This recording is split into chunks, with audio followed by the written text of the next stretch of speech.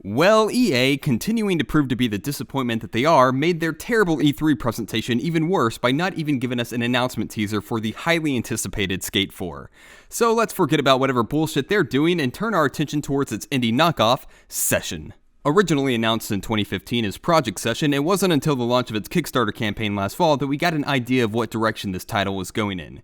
A realistic trick-based game inspired by 90s era skating? Yes, please. To be honest, I didn't give this game much attention when it was announced. I kind of just assumed we'd have a new AAA skate title coming and this indie stuff would be some kind of experimental Robomoto-esque version of Skate, but yeah. With skateboarding becoming an Olympic sport in 2020, maybe EA is waiting to cash in on that new wave of worldwide skateboarding popularity to announce their next title. But whatever, I'm just grateful that a team like Creature came along and made Session regardless of what the mainstream cares about. If that's not a true indie title worth backing, then I don't know what is. Currently, there's a free demo anyone can download and play, so let's all give it a try and see what they have so far. Immediately upon launching the game, that giddy excitement that you're going to be playing Skate on the PC becomes a jarring realization that this game's trying to be different. I'm not going to beat around the bush here. The controls of this game are fucking weird. There's not an ounce of arcadey feel to this game. One analog stick controls your pop and scoop, the other analog stick controls your flick.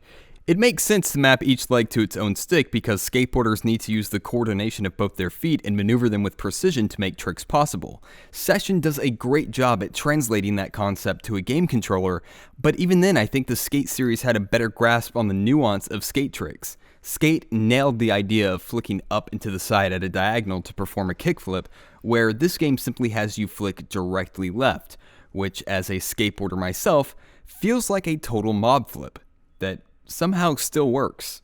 Creature is obviously trying to be realistic with the control scheme, but it also seems like they're really going out of their way not to be like EA Skate, and it leaves us with some really questionable design choices like this. You steer with the triggers. Nuff said. It makes the game feel so unnecessarily awkward, and I don't think it's a good thing when the steepness of the learning curve is centered around mastering an unorthodox control scheme, getting used to what basically feels like Q-op on a skateboard. If you're used to playing the Skate series, it's really hard not to say that series does it better, which is really interesting because I remember a lot of gamers had trouble getting into the Skate series because they thought the controls were awkward, which is why Skate 3 included its difficulty settings for improved player accessibility. Session does not seem to be concerned about these issues at all, and I'm wondering if that's going to end up costing them in the end when this finally gets a public release. The game does have a simplified and hardcore control scheme, but all hardcore does is swap the analog sticks when you switch from goofy to regular and vice versa. If casual gamers had a hard time getting into the Skate series because of the controls, they will get a migraine trying to figure out Session. But despite all my personal frustration with it, I eventually warmed up to the idea of why they weren't going for a simplified control scheme. I've been a skateboarder for over 20 years and it didn't dawn on me that this weird-ass turning system is actually trying to mimic how you would turn on a real skateboard. I guess I was too distracted as a gamer because of how completely odd this feels that I completely missed the point of why they chose to make it this way in the first place.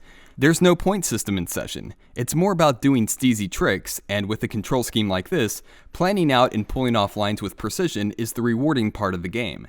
And after all, isn't that the rewarding part of skateboarding itself? But to be honest, this demo in particular still kind of sucks.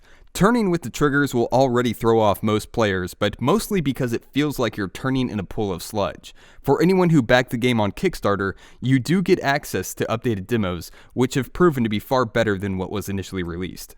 The second demo has fine-tuned the controls. You're no longer bumping into walls after every trick, and I think it's a bit more accessible for players to get into.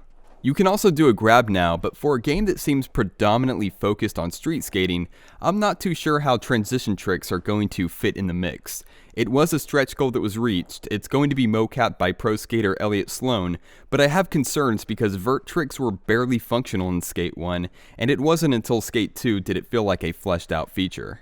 Yeah, I know, this game is trying to do its own thing, and I'm probably getting ahead of myself when it comes to these concerns, but it's really hard for me not to use the Skate series as a blueprint. If Skate 1 could only reasonably pull off basic bitch transition tricks, I'd be impressed if Creature could pull off something better for Session. But anyway, the last demo I played included timed flicks and scoops, which means you can pull off all kinds of weird Jeff One song type tricks, stiff style and all. It's kind of like they're taking Skate 3's hardcore mode and turning it on its head in a way. It makes the game a bit more arcadey, but at the same time it's also a powerful tool if you're trying to craft a realistic line. Tricks can be faster or slower, higher or lower, which, just adds more flavor to the smorgasbord that is skateboarding. I love it, I'm into it, I can't wait to see what they do with it. Their first official map will be the legendary Brooklyn Banks map that you've seen in all the trailers, and that's going to be sent to backers before the end of the year. All the trick animations are going to be redone, and hopefully we get a replay mode by then as well. I'm still somewhat concerned about the overall jankiness of things. Even the Xbox trailer was as smooth as grip tape, but the official release date is near the end of 2019, so whatever. We've got a long ways to go, and it doesn't feel right to be overcritical about a game that's still in alpha and experiencing ongoing updates. So go give it a try yourself and leave your thoughts below.